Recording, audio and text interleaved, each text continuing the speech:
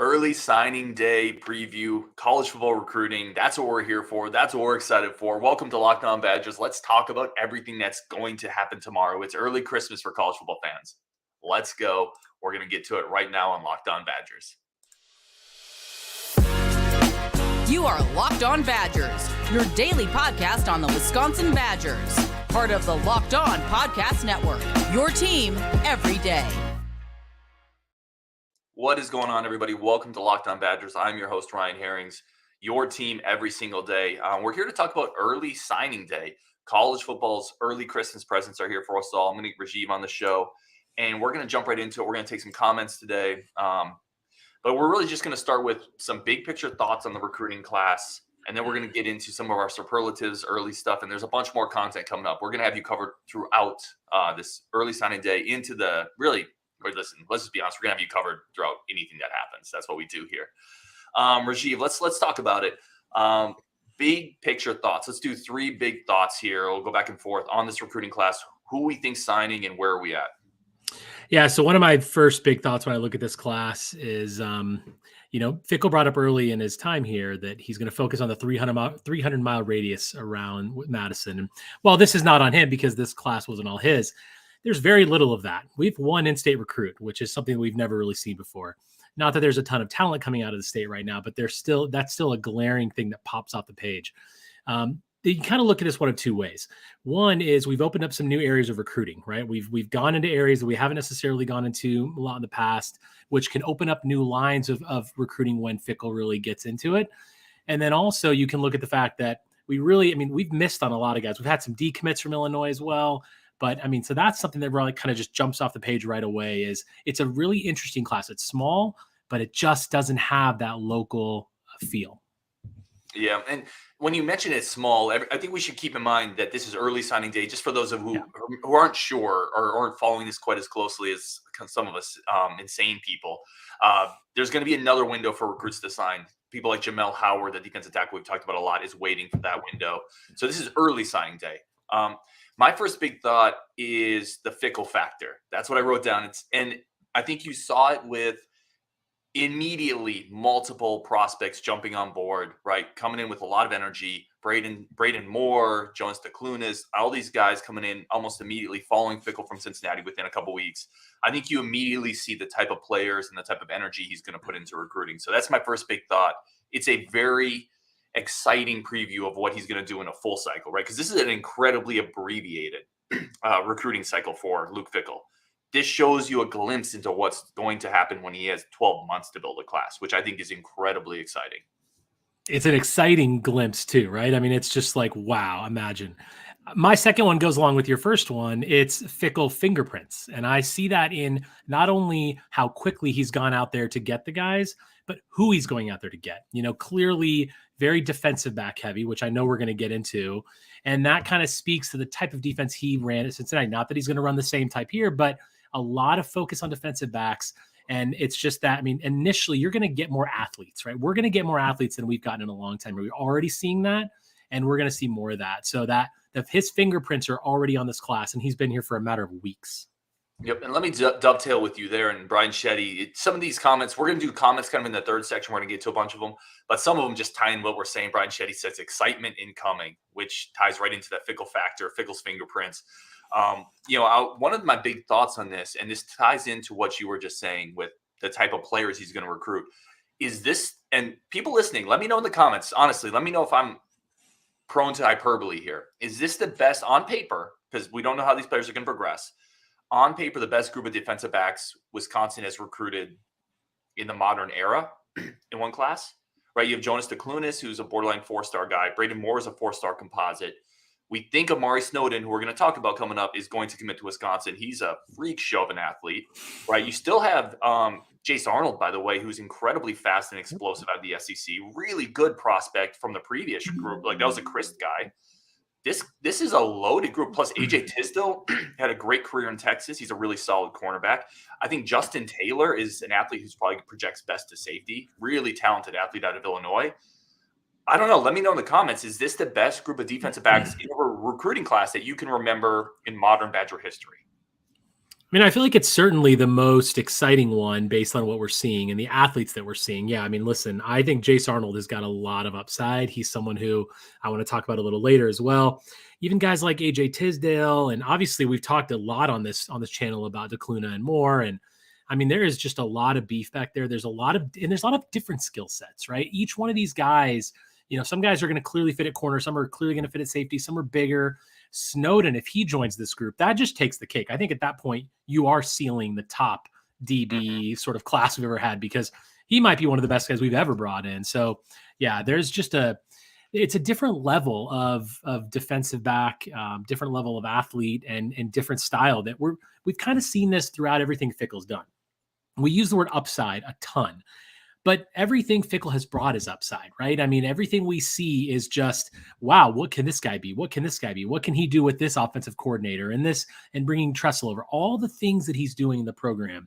We've talked so much about what the program can be, but in order to do that, you have to have the foundation, the building blocks. He's creating that foundation right now, and you can't really fault what he's doing right now. He's building this one block at a time and one player at a time, and every step he just continues to impress. Yeah, I 100% agree. It's been nothing but impressive. It's again, we're talking 2 or 3 weeks here, but in that short period of time, it's been very impressive. Let me give you my final big thought on this, then I'm gonna kick it back to you. My final big thought here is, where's the D line, right? And we're gonna get into some more superlatives coming up. Best positions that we've recruited this class, biggest positions of need still, but a glaring absence of defensive linemen in this group. And it's not something that, in a very short time, Luke Fickell has been able to bring a dude in at that position. We obviously lost Roderick Pierce. Jamel Howard is still out there. It's going to be between, it looks like, Wisconsin or Michigan, and he's going to decide later. That's a tough battle to win against Michigan. There's a desperate need, I think, on this team to get a couple defensive linemen. And right now, there's just nobody in this class. So that's my final big thought here is they need to continue restocking the defense line. I know we're going to talk about that more, but go from the best potential defensive back group to now there's no defense lineman in this class, and that's an obvious need. Yeah. You're 100% right. And when I look at this class, we're excited. We've already showed that a little bit, but my big thought is more needs to be done. We have a lot more work to do here. Obviously, this is just early signing day. We've got some time till February. And I feel like what's good about the early signing day is it gives the recruits, now they're in, they're going to sign, they're okay. Obviously, you're still going to keep in contact. Obviously, you're still going to focus on them, but you can really change your focus. And if you're Fickell and Tressel and these guys and Hitchler, they're going to be able to now change everything they're doing and say, all right, we've got the guys we wanted to keep from that original class. They're going to do some more work in the transfer portal, but now they can go after those high-priced recruits, clearly like a Jamel Howard, which we're going to talk about. But, I mean, he's one of those guys, and there are other guys out there. There are other positions that we clearly need. So I think it's good news right now, but there's also more to come. So as long as we're seeing that more to come, and as long as we're, over the next couple months, we're seeing more activity, we're seeing more visits, we're getting more commits, I think that's really going to set things up for February. Because at that point, obviously, then, we're looking towards the season. And I'm very confident, though. I don't know about you, but I'm really confident. I feel like everything he's done so far, he's shown us that he's all in. So I'm really confident that we're going to get some good people come February, and we're going to be even more pleasantly surprised. Yeah, I agree. I think it's fair to say we're in the honeymoon phase right now of this relationship, right? But I'll also point out, not all honeymoon phases go well. Right. Like, I direct you to, I think, was it that Pittsburgh coach who was fired many years ago, like before Paul Chris went to Pittsburgh, who was fired almost immediately after getting that job because he got drunk and tried to drive through a drive-through naked. Like some honeymoons don't go well. So far, the honeymoon is going really well. Coming up with Rajeev, we're going to talk about which player has the biggest upside. What is the safest player? Who's going to be the most ready to play right away out of this group? We're going to talk signing class superlatives, keep this conversation going, and then we're going to get into your comments. A lot more coming up on Locked On Badgers. But first, today's show is brought to you by our good friends over at BetOnline. BetOnline remains your number one source for all your sports betting needs and information. The best spot that we have found to do live in-game betting, futures betting. And maybe I've been a little coy with my Suns pick, right? I think they're going to win the NBA Finals. That was kind of off it. And then Devin Booker had 58 points 2 nights ago, and I'm kind of back on it. That's where I'm at with my futures betting. But that's what you can do with BetOnline. If you have a feel on a team, or if you just want to bet with your heart, Put a little bit of money on it, do it responsibly, but it makes it more fun. It makes it more exciting. Live in-game betting, futures betting, and they have you covered with every sport imaginable, from golf to esports and everything in between, plus live Vegas casino games. Bet online, grab your mobile device today, head to the website, see the latest trends in action. Bet online, where the game starts. I want to thank everybody again for tuning in to Locked On Badgers, making this your first listen every day, one of your first listens every day. I really do appreciate it as we continue to build up this community. It means a ton to me. We're going to bring Rajeev back on. I do want to start with a quick housekeeping note. There was a question here from Tim Olson. So we are doing, I put it out on Twitter, but I just want to make sure everybody that's listening right now, a live giveaway show on December 23rd. We're going to do it at 5 Eastern, 5 p.m. Eastern. I think Rajeev is able to make that, I hope. Yeah. But yes, I love it. We're going to do Badger Triviaway. Name that Badger. Badgers Trivia. And we have a bunch of autograph swag to give away to y'all. Jonathan Taylor, Dare, I think Chris Orr, Zach Bond, I think, and more. We're giving it away as a way to say thank you to y'all. It's 100% free. I pay for shipping and everything. Just show up. It's going to be a Christmas spectacular, and I want to give y'all some amazing Badger stuff. So December 23rd, 5 p.m. Eastern. All right. I'm so sad that I'm not going to be able to win that stuff, by the way. No, it's going to be Rajeev so is good. But also, yeah, I mean, it's a great thing that you're doing. Obviously, the viewers and listeners are what make this community happen. So this is good. It's going to be fun. Yep, 100%. It's just a way to say thank you to everyone who's listening to the show and supported for the last year, really. We've been doing this for about a year now. And it's amazing I haven't said anything that's gotten me fired yet. So we'll see what next year brings. All right, Rajeev, let's go signing day superlatives. Okay, let's start here. We'll kick this back and forth. Position best addressed. I think we already talked about this defensive backfield, but maybe is there another spot that you think they really hit really well? Let's take defensive backfield out there because that's where we're both going to go. Yeah, I mean, I think all around the defense overall has been. I mean, I think a glaring miss is obviously offense, but defense. Linebacker has been okay. I think we still need some more there, but I think. Tyler Jancy's a guy who can really do some good things. We talked about Christian Allegro a little bit. I mean, I know he's from your home state. I think that we've done pretty well at linebacker as well, but it's clearly defensive back is just where this is at, especially if you bring Snowden in. It's a total different level. But overall, I think we've done pretty well in the defense, barring the D-line. Yeah, I'm going to go with. So again, I'm going to take defensive back out of this equation because you and I, that's just an easy answer, even with or without Snowden. I mean, without Snowden, it is a dream class, or with Snowden, I mean, it's a dream class. I'm going to say linebacker particular because to your point, I really like Jancy. I also like Jordan Mayer coming off the edge. He's going to be, I think, projects as kind of that outside linebacker. Now, again, the defensive system and the scheme they're going to play is interesting. I think there's 3 solid bodies there that they brought in. So I'm going to go linebacker as a position they did a pretty good job of kind of attacking in this class and really landing some athletic players. All right, let's go to favorite recruit. So I've got 2 here. Do 2. I'm gonna do 2. My first one is Braden Moore. You talk about just pure athleticism. This guy is exciting. I feel like I probably would put Snowden in this, but I'm not gonna bring that up because he's not a commit yet. But listen, Braden Moore is going to be a great safety for this program. He has so many physical tools. And again, I brought this up when we talked about Evers earlier in the week. It's tools that we don't normally see at this program. And that's what I like. We're bringing in talent that we've always talked about the holes that this program has. Look, defense has been a huge strong suit for this program for many years. But if you were going to find one area of Jim Leonard's defense that wasn't always the best, it was that defensive backfield. And now you can see that uptick happening. So Moore excites the heck out of me. He is so gifted athletically. He's going to put on some more weight. He's got a good frame for it. Yeah, I'm pumped about him. The other one that I really like that maybe not be on everyone's high list is Tucker Ashcraft. Listen, we're going to a Longo offense right now, which means we're going to be airing the ball out. He's not a lean, great route runner, quite like maybe Jake Ferguson was, but he's a bigger tight end. He's a pass catching tight end. He's going to be huge on like seam routes, things like that. Big blocking tight end. I feel like that's a really kind of an underrated piece of this recruiting class that I really like. Tight ends do well in our system, and I know the system's going to change, but I still feel like we no longer runs the ball a lot more than people think he does. So yeah, I really like Tucker Ashcraft. He's someone that I'm really high on, and I feel like I can't wait to watch him develop. Yeah, I think that's a great pick. I love Ashcraft. I love his film. It's not who I went with in this spot. I actually have him in a different superlative, but I think that's a great pick. I love him. He's totally underrated.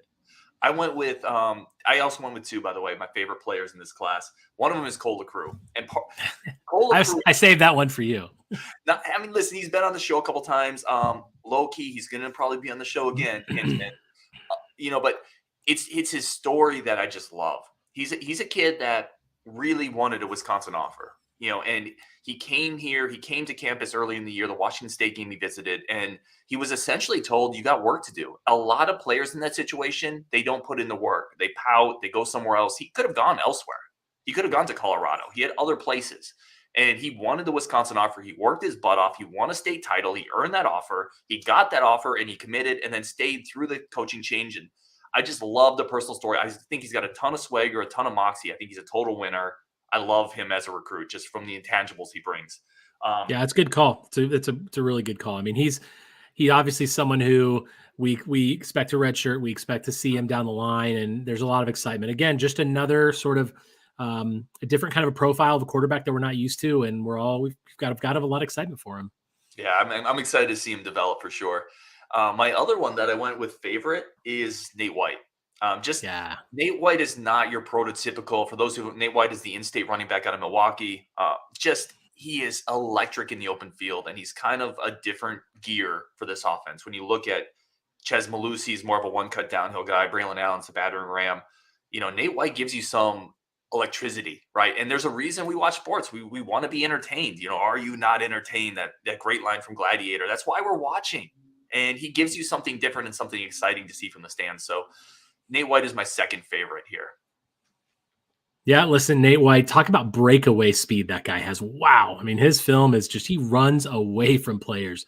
He's got really good vision, and I think he's someone who's going to do really well here, no doubt. All right, let's jump into the next one. You ready? Early impact guy. Yeah, so I'm cheating a little bit here because I'm going to go with Amari Snowden, and we don't know that he's going to sign with us tomorrow, or if tomorrow at all. But look, the guy is huge. I mean, he is 6'3", 190. He's got so much size. He's got we were talking about it before the show, 84-inch wingspan this guy has. I mean, wow. So if he comes here, he's the guy who I feel like is going to have early impact because his size lends itself right now to getting out there and playing. And you don't see a lot of corners that size. And even if he goes over to safety, look, he's going to have a huge impact on our program. So that's the early impact guy. But going to someone who might not, if he doesn't sign with us, I think Jonas DeClona. And I love the fact that Fickell's team went down there right the day after he left Madison. They flew down to Florida and they're like, look, man, like we really want you to come to this program. He has got a ton of upside, ton of skill. And I feel like he's got the size and the frame to really make an early impact. So I think those guys are my two. If Snowden's here, he's my guy. If not, DeClona, I think will have a great early impact. Yeah, that's a great call on Snowden. And again, for those who may not know, Amari Snowden is announcing tomorrow, from what I've seen. 6'3" cornerback, safety hybrid. Just call him a hybrid, an athlete, a 6'3" athlete. And to your point, I mean, that's unreal size at corner. That's great size at safety. What's the last 6'3" safety we had? I mean, is it Tanner McAvoy? Do you got to go back to a guy like that who's bigger than 6'3"? Mm-hmm. But I mean, I've always thought Snowden is going to be the center fielder for this team. And this team hasn't had a center fielder since Tanner McAvoy. And he's quick too. He's got size and he's quick. He's a stud. He's a total stud. For my early impact guy, I actually went with the player we've already talked about, Tucker Ashcraft. I just think he's coming into a position at tight end, right? Really quickly, name the tight ends we have in this roster that have proven they can last an entire season and be effective. I'll wait. That's short. Listen, I'm not hating on any of them. I really like Clay Cundiff, right? The poor guy's just been injured so much, and he's had 2 season-ending injuries. There's not much you can do about that. I like Jack Pugh. I like Cam Long. I like the potential talent at a lot of spots here. I like JT Seagreaves from last year's class a lot, but the point is there's nothing really proven there over the course of a year. And you've talked about it in your point about Tucker Ashcraft. That dude is that's a 6'5", 235-pound guy right now. Physically, he looks the part already. He's a great blocker. He can catch the ball. One of his highlight films, he was timed at 20 miles an hour, which is great speed for that size. He's not quick. He's more of a straight line speed guy. He's not going to make a lot of people miss, but he's going to run through some people. He's my early impact guy. I love his film. I think he's a great pickup. Yeah, for sure. All right. We've kind of touched on this a little bit, but maybe we dive a little more specifically. What is this class missing? I mean, we Jamal talked about Howard. line, but there you go. That's what I'm Yeah. saying. Look, I mean, I talked about earlier, I think that this early signing day gives Fickell and his team a chance to really focus on guys like Jamal Howard. I mean, he's decided between Michigan and Wisconsin at this point. Obviously, Michigan's in the CFP, so that's a nice showcase for them. But look, they have been very active in the transfer portal. They have a huge transfer portal class right now. Michigan does, and they've got a lot of 4-star guys, 5-star guys on their recruiting class. So when you think about Jamal Howard, he's going to make an instant impact here. You know he's going to play, and in Michigan, that's not really a guarantee. So I'm hoping that he realizes that Michigan is not only had they always been in the spotlight, they're really in the spotlight. They have gone into Illinois and recruited very well.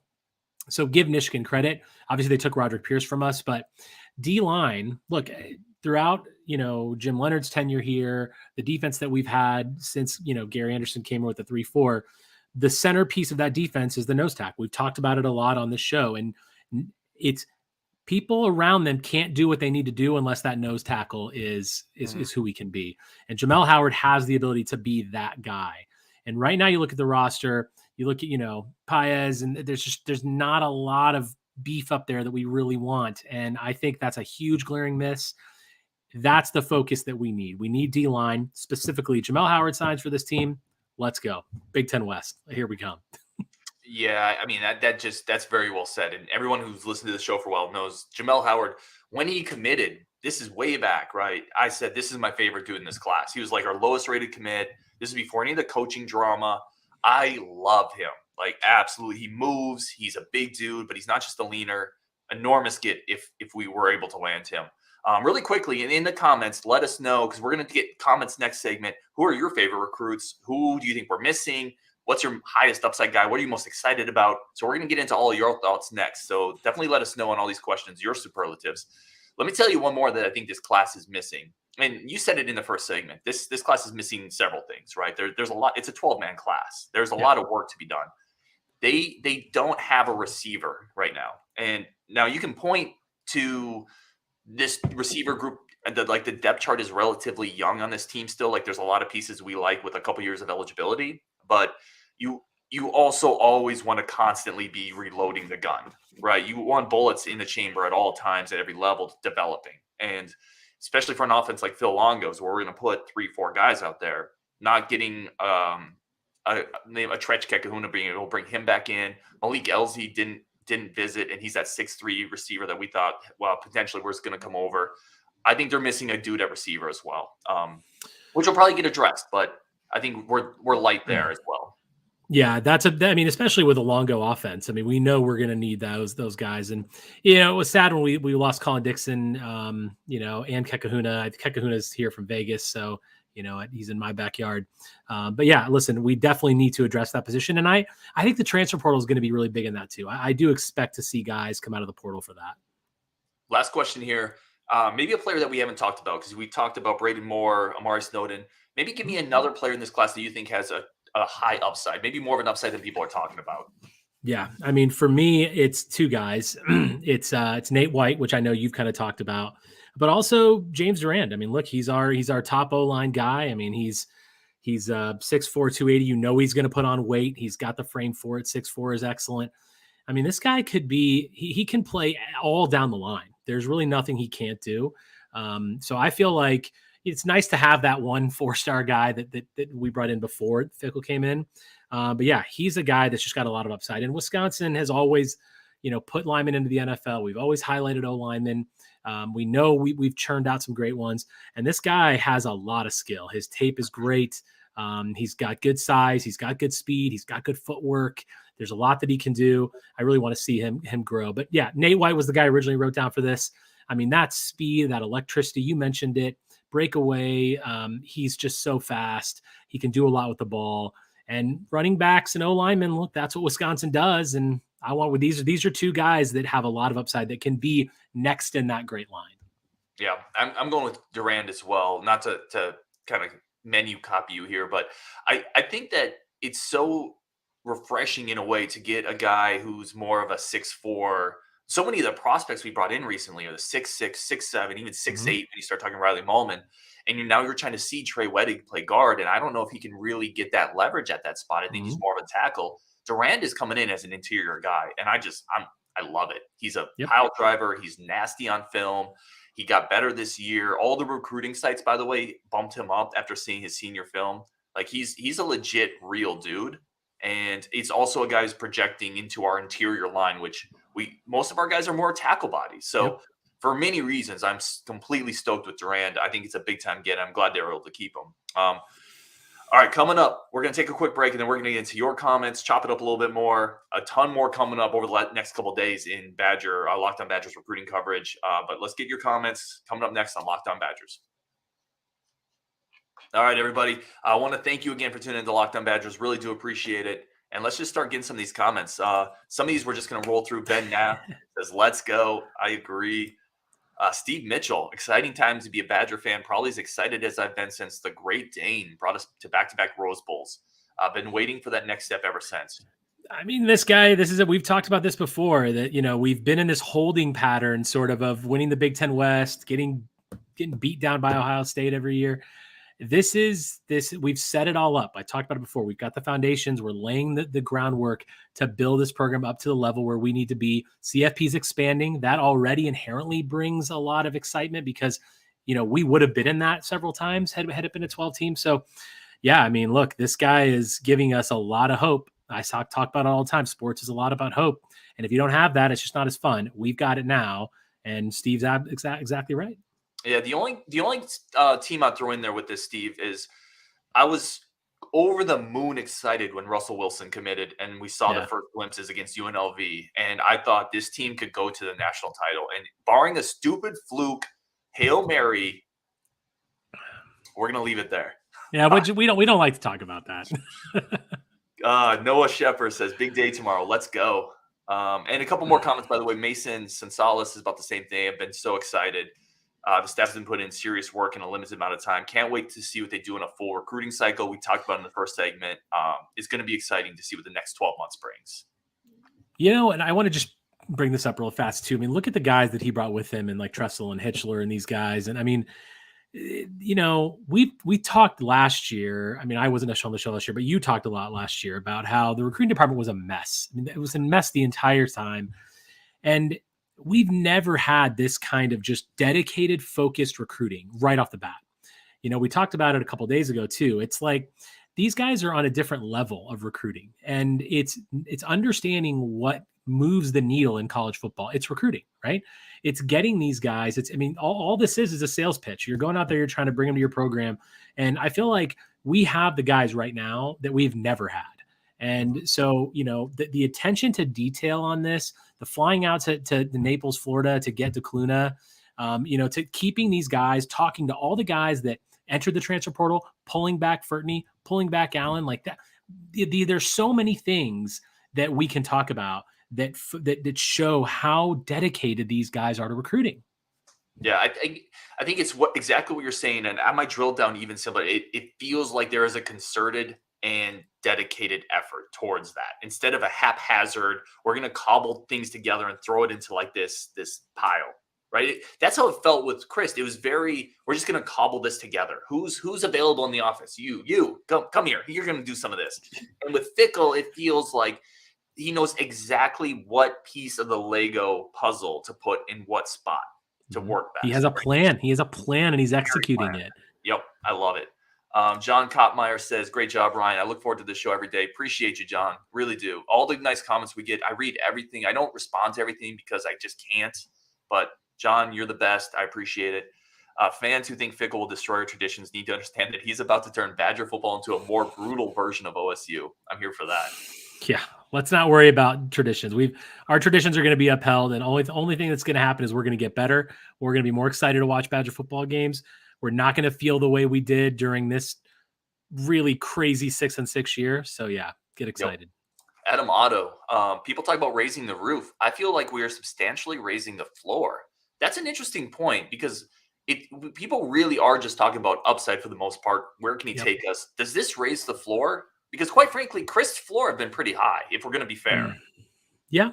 Yeah, I mean, I think this is kind of a jury's out right now on this. I can't say that I would say he's definitely raising the floor. Certainly a possibility, but anytime you make big changes at a program, you have that risk of that floor dropping, right? I mean, just i.e. Nebraska. I am not saying we're going to be that, but you just never know sometimes. Like we talked about a couple different times in the past, like who knows? Ohio State might just come calling and he might leave. Who knows? So we just don't know about the floor. We knew what the floor was with Christ, and that was pretty good. But at this point, yeah, I'm still focused more on the roof. I see your point, Adam, and I think you're right, but I just think it's hard to say definitively that floor is ring raised because there's so many new pieces coming into the program that those could fail. Those could be, we just don't know. We're obviously focused on the upside, but I think there's still question marks that have to still be answered. Yeah, I think it's a fair point. I would say the floor is probably about the same, to be honest. He's going to improve recruiting. We think that better recruiting is going to raise a floor and a ceiling, I would think. That's but there's true. Still some institutional things that Chris, I thought, did pretty well. Building the staff in Wisconsin, kind of understanding the program. There's a little jury's out on Fickell for that. I agree with that. Rio C just says, Ryan, my guy. Rio, love you, man. Thank you for tuning in. Zach Bartz, Fickell came in with 8 recruits after the decommitments. We sit at 12, possibly 13, depending on Snowden and Evers. He hit what feels like home runs at defensive back, which is one of our worst spots this season. Yep. We talked about defensive backs a ton, but Zach, 100% agree on that. Let me get to some more of these comments here. Appreciate y'all. Let's see. Elkin says, I was looking about Maliki Elzy, how he plays, saw he was planning to visit. So we talked about Elzy. He had to reschedule his visit. And I think it's still a possibility that he comes here, but Elzy is that 6'3" receiver. He's a different kind of dude. And we know we need more of those receivers. So yeah, Elzy would be a great get for us. Yep. Zach Bartz again says Elzy, Howard, and Renfro. So Renfro is the center prospect from Cincinnati. It bears repeating that it sounds like he's also probably coming to Wisconsin. He missed last year with an injury, but he was an all-conference player the year before, would be another big pickup. And he says, I'd be stoked if I land them all. Agree there. Yeah. Renfro is someone we hadn't talked about on the show yet today, but is he a monster too. And you take him, along with James Durant. I mean, that's a nice little interior line situation down the line. Paul Kersey, says games are one of the trenches. Got to beef up our D-line going forward. I really need to put this up here for sure. We talked about defensive line, but people need to understand, like, this is a defensive line that has been anchored really for several years by Keanu Benton. And there's just not a big hoss behind him. Curtis Neal is a 290-ish pound guy. This is a huge need. Like, this could sink the season next year if this doesn't get fixed. And we're going to see next week when we play Oklahoma State, we're going to see what that's like. And I think we're going to have a little bit of a taste of what it's like without Benton in there. And I think we're going to see a marked difference. But yeah, trenches are everything in football. And Wisconsin's always had that. You have to build a team from the inside out. That's certainly the way I always felt about it. So yeah, O-line has always been a good strength of us. And frankly, D-line has too. But right now there's a big missing piece. Yep, agreed there. Jacob Jensen and Rajeev, do you think Fickell is going to be bringing in 5-star recruits to Wisconsin? Like, we talked about the ceiling rising. Does it rise to that level? Mm-hmm. Yeah, I mean, I think he will, but I also feel like Fickell's really big on development. And, sometimes those big 5-star guys come in and it just doesn't always hit. And when you focus that much attention on those big guys, are you taking things away from other guys that you can bring in that fit your system and can recruit? So I don't think it's necessarily going to be a ton of them, but yes, he will definitely bring in some 5-star guys, but he's always been a development guy. This has always been a development university. And I think that tradition will continue.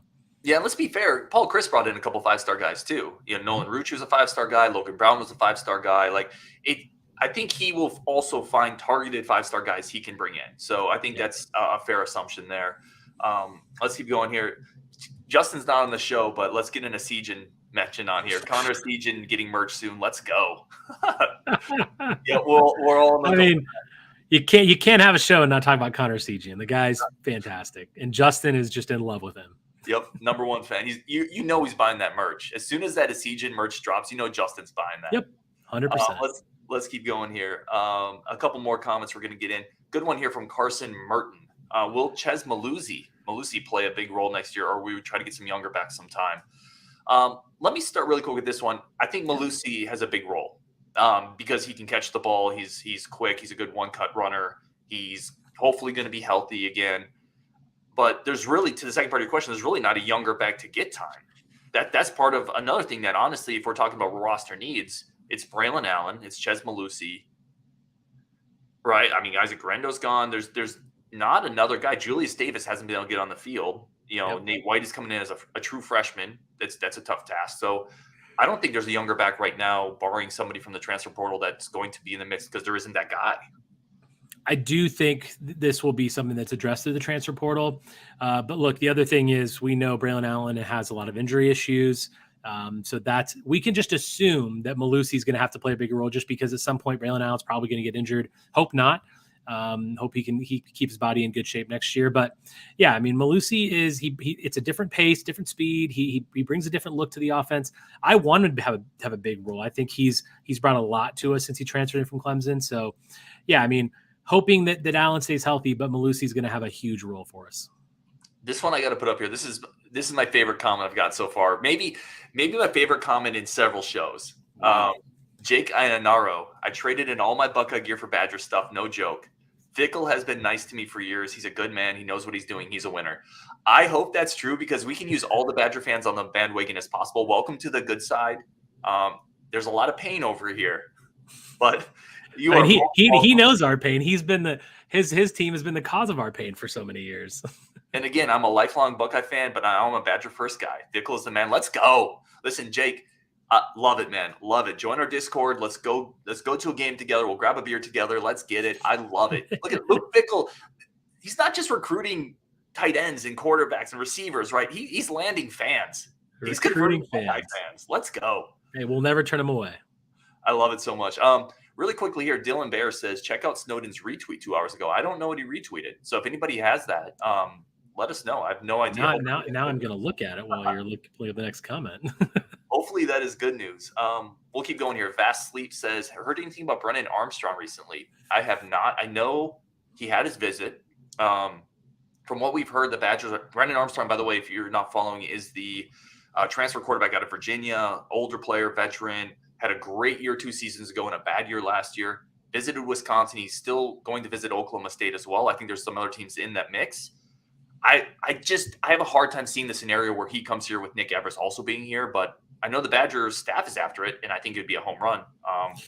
It is exciting that we're still going after him. I was happy to hear that. I kind of thought that he would just kind of fade away into the back once Evers got announced, but it would be great. We've talked about how we need that experience. Truthfully, the longer this kind of lingers, it really wouldn't surprise me anymore if he does end up coming here and would most likely be the starter next year in that case. I mean, we would imagine. But yeah, I mean, I feel like the fact that he still hasn't made a decision, it's kind of making me lean. I wonder if really he will come here. And Elkin says, I doubt we'll get Brennan. That's kind of where I'm at too, but I'm hopeful. I think it would be a coup. Here's the retweet. Apparently, Snowden tweeted something about Wisconsin doesn't have baseball. Amar Snowden is a big baseball football guy. He's kind of wanted to play both. He tweeted something that, Wisconsin doesn't have baseball. I wonder if he's just trolling people, if he's just having fun on social media. We'll see. Amari Snowden's going to decide tomorrow. If we don't get him because of baseball, we are personally on Locked On petitioning the University of Wisconsin to get baseball reinstated immediately because we need Amari Snowden. All right. Yeah, that's worth the baseball program right there. With that, Rajeev and everybody listening, thank you so much. I didn't get to all the comments, but I think we got to a lot of them. There was a comment about what happened to Marcus Allen. I'll put that up really quick. We'll answer that question. Mark D says, what happened to Marcus Allen? I saw he was committed to Minnesota, then decommitted, and all of a sudden he chooses to come back. That's basically it. Now, people have been on both sides of this. Some people are visibly frustrated that he went to Minnesota, kind of more or less walked out on his team midseason, and now he's coming back. What I've said the entire time, and then Rajeev, I want to get your thoughts on this, that Luke Fickell, I think, has a read on this. I'm sure he's talked to people in the locker room, and Luke Fickell doesn't need to bring Marcus Allen in, right? He's bringing him in because he thinks the upside outweighs the risk, and I trust Luke Fickell on that decision. Yeah, there has been a lot of back and forth and on this, and a lot of people were upset about it. And I get it. Minnesota is not a team; it's a team we all hate. I hear everyone's argument there. My personal opinion is these guys are kids. When you talk about people that are 18 to 20 years old, they're going to do things that they feel are the best in their interest right then. Yes, he wasn't getting the touches he wanted. He didn't feel like Wisconsin's offense was really, friendly to him. And it wasn't. You can't blame him for thinking that it wasn't the right spot for him. And now things have changed. Now it's a little different scenario. And look, as long as he's in when he gets here, and if he's not in, Fickell's going to know it. His teammates are going to know it. Fickell's going to know it, and he won't see the field. But if he is in, and if he does want to play here, then I welcome the talent. Yeah, I think that's well said. We're going to wrap it up there. We're already 40 minutes in. Really do appreciate, we got 200 people watching right now, which is incredible to me. That's always amazing to me. You guys are incredible and awesome and amazing, and every one of you is so appreciated. By the way, tune in 23rd, and we're gonna hand out tokens of appreciation to all of y'all, as much of y'all as I can. And with that, on Wisconsin, signing day tomorrow, bunch more content coming up. I promise you that. There will be prospects coming on the show, multiple. Got a couple coaches coming on the show. Got a couple former Badgers coming on the show to break down prospects film. There's a lot coming up. And the goal, I said it in our Discord, the goal is to give you guys good content every day. Not just content every day. To give you content every day that you can enjoy and get something out of. That's always the goal. So, Rajeev, my man, thank you as always. Thank you. Have a great day. Let's get it on Wisconsin. Like Brett Bielema.